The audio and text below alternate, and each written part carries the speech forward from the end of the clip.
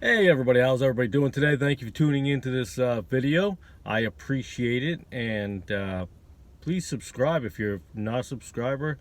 I would love to have you as a subscriber. But I want to talk about homeschooling. I am a part-time homeschool dad. Now, what does that mean? Other than the fact that the word part-time means part-time. I mean, that's, self-explanatory. So my wife homeschools during the day. That's what she does all through the day, like any other school, ELA, the reading, the math, and so forth and so on. Now, what I do is in the evening, I take on other things. I take on social studies.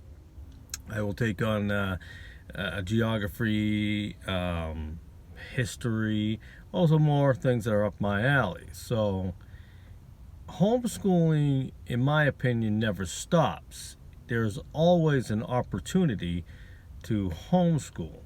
I've seen people that say they have those little brain quest booklets and stuff like that when they're on the road or on vacation. But I use everyday life sometimes, like if you're cutting up child sandwiches, and sometimes my wife cuts them in 4 little pieces.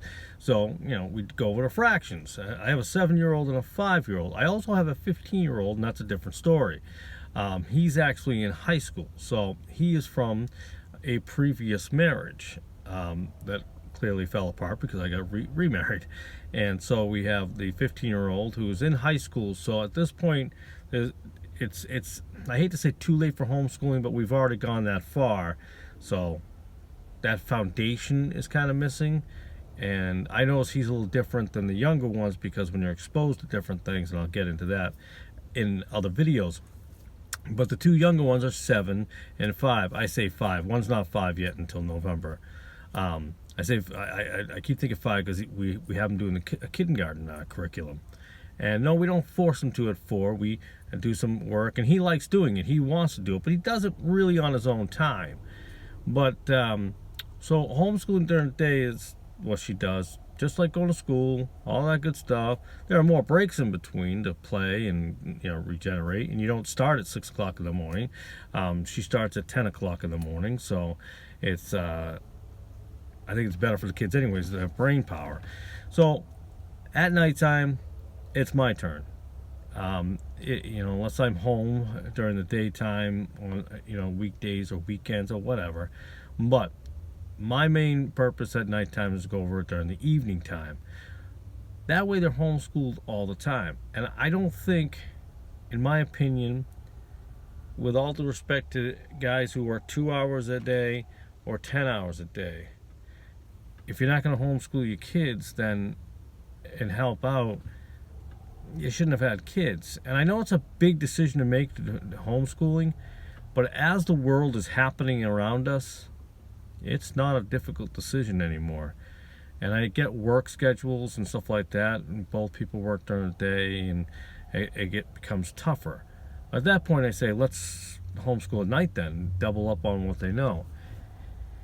Here's my problem. Public school systems, those who know me, have watched my videos, know that I spoke about them and their failure. I'll talk more about that, unfortunately. And I worked in the school system at one point in time, so I've seen it firsthand. And I was married to someone in the past life who is in the school system, so I'm well aware of what's going on. I don't speak of ignorance at all on this. I've had to go to PD meetings. I've had to do all of that. And the system is failing. It's absolutely failing. If you truly want your child to be ready for the world, the school system ain't working. But so again, we have them at home, and I do it part-time. So you can be a part-time homeschooler. And I might make more videos of what I'm doing and cover what the curriculum we use. We use Christian Publishers Light or Publication Light. I'm bad at knowing the titles. And it works really well. But don't rely on just the curriculum. Obviously, add your own things into it. That's very helpful because you just make the child smarter. Well, I did notice though, when we went over the first grade. Now, our 7-year-old graduated from first grade clearly, and he was going to second grade this year. So we got the first grade curriculum, and we started working on the first grade curriculum just to see where we're at. he was behind. He was behind.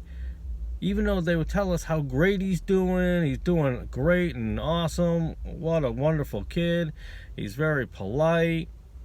So I asked him, I says, what happens during the school day? So I started, because every day during the year you would ask him, he goes, I don't know. He couldn't remember anything. I don't know.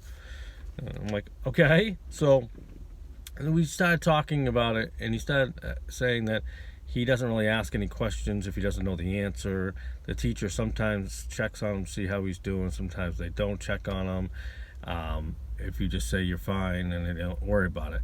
Now, that's a problem. There's a couple ways you can look at this. One, you could be a bad teacher. Okay, you could be a bad teacher and not care anymore. You got your tenure, you're good.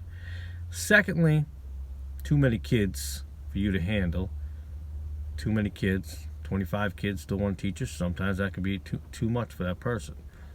So, and there's another thing that I think some people don't talk about or are not aware of, is the fact that I feel like teachers do more lesson planning than they do teaching. They don't have even time to even get their brain wrapped up. They're fried. Their brain is fried from all this, and then they're out of class a lot now because they got to go to PD meetings, and some are just a half day, and this and that, and the system's a failure. It's a failure. So he was way behind. So within 2 months, everything he didn't know the whole year he was supposed to have known, he knew. And I was like, okay, we'll see. So we do a review, and he knew it would work. So in 2 months, we did what they couldn't do in a whole year. And now I'm not saying that because I want people to think we're so much better than they are, and they're a failure, the worst teacher in the world, the worst school, and the second highest rated elementary school in our area. I believe there's 4 or 5 elementary schools in our area, so they're actually the second one.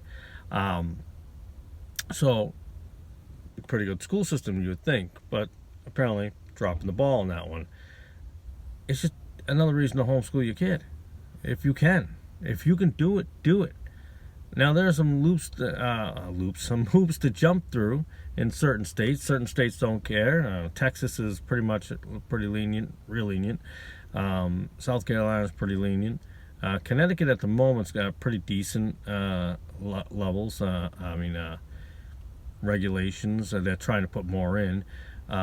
Massachusetts, from what I say, is terrible. But we can go on the list from my point of view. But homeschool your kids if you can pull it off.